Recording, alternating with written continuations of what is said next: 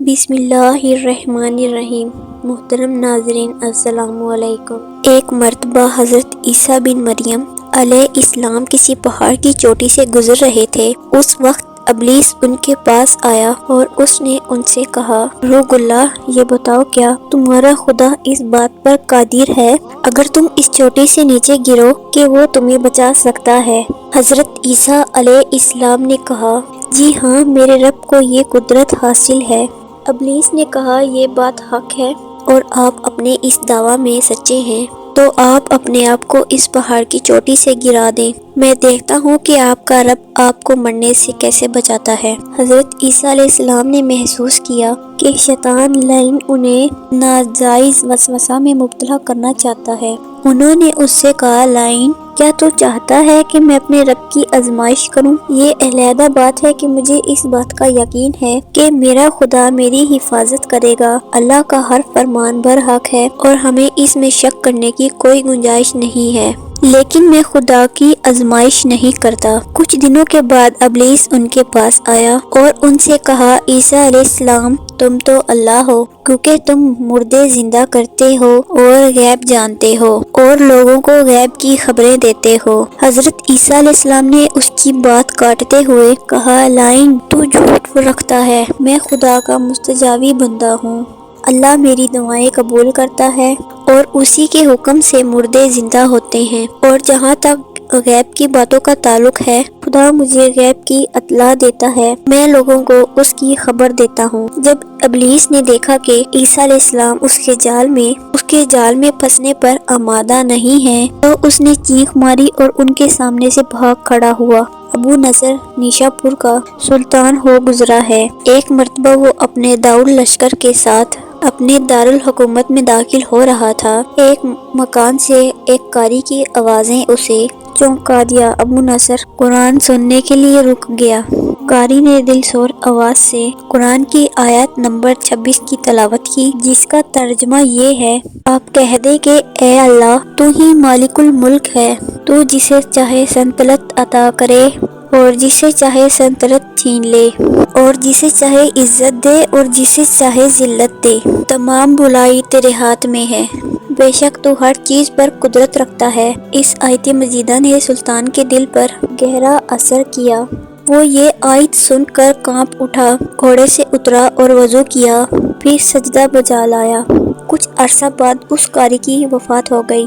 اس کے ایک دوست نے قاری کو خواب میں دیکھا کہ خدا نے اسے جنت میں ایک عزیز مقام عطا کیا ہے۔ اس نے قاری سے پوچھا کہ یہ مقام تجھے کس وجہ سے نصیب ہوا ہے؟ میں تو ایک بدکار اور گناہ گار انسان تھا، میرے نامہ اعمال میں کوئی خاص نیکیاں نہیں تھی، اس کے باوجود خدا نے مجھ پر خصوصی کرم کیا اور مجھے یہ مقام عطا کیا۔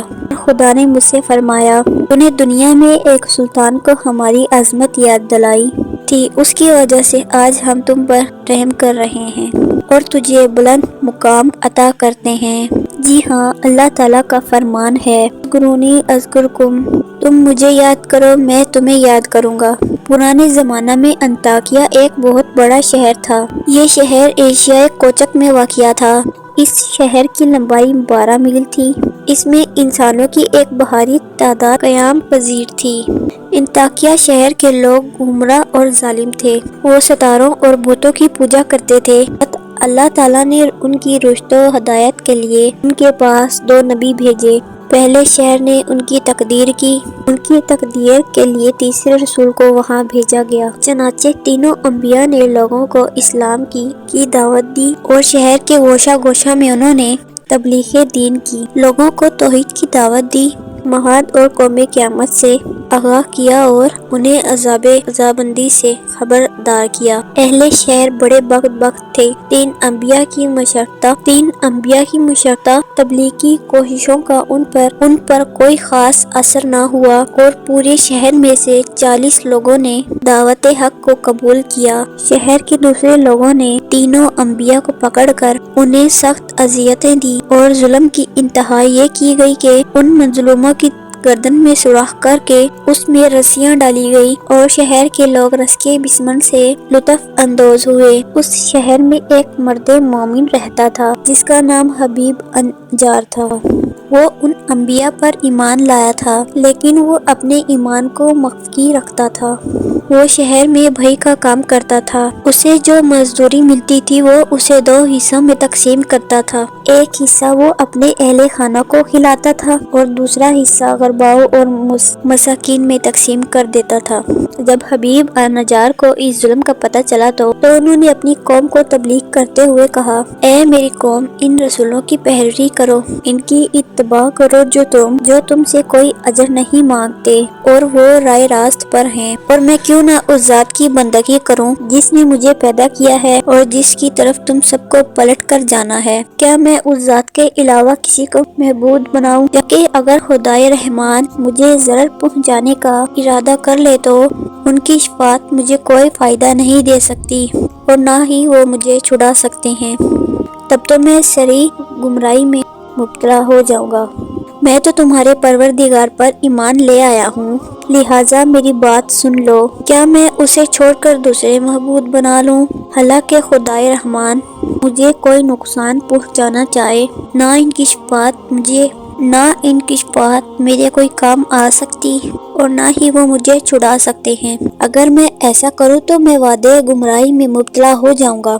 میں تمہارے رب پر ایمان لے آیا، تم بھی میری بات مان لو۔ لیکن ظالم لوگوں نے ان کی بات پر کان نہ دھرے، ان کی نصیحت سن کر خواب غفلت سے ناظر نہ ہوئے، لیکن ظالم درندے یکدم اس پر ٹوٹ پڑے اور بیچارے کو اتنا مارا کہ اس کی آنتیں باہر نکل آئی، پھر اس کا گلا دبا کر قتل کر دیا اور لاشا کو ایک کنویں میں ڈال کر اس میں مٹی ڈال دی گئی اور وہ کنواں اس کا مدفن بن گیا۔ بعض روایات کے مطابق ظالموں نے اسے تحفے سونے تقسیم کیا تھا۔ ایک اور روایت میں مرسوم ہے کہ لوگوں نے اس کی گردن میں سوراخ کیا، اس میں رسی ڈالی، پھر اسے سولی پر چڑھا دیا جہاں اس کی موت واقع ہوئی۔ حبیب النجار کو موت سے قبل انبیاء دکھائی دیے تو اس نے یہ آخری الفاظ کہا، میں تمہارے رب پر ایمان لایا ہوں، میرے گواہ رہنا۔ اس کے بعد اس کی روح پرواز کر گئی۔ اللہ تعالیٰ نے اس کی قربانی کو قبول کیا اور اسے عظیم ثواب دیا۔ اس کی روح جیسے ہی جسم سے پرواز ہوئی اسے جنت میں بھیج دیا، جیسا کہ قرآن مجید بیان کرتا ہے۔ حبیب النجار کو نیک انجام مبارک ہو۔ امید کرتی ہوں کہ آپ کو ہماری ویڈیو اچھی لگی ہوگی۔ اگر آپ کو ہماری ویڈیو اچھی لگی ہے تو لائک اینڈ سبسکرائب کرنا مت بھولیے گا۔ شکریہ۔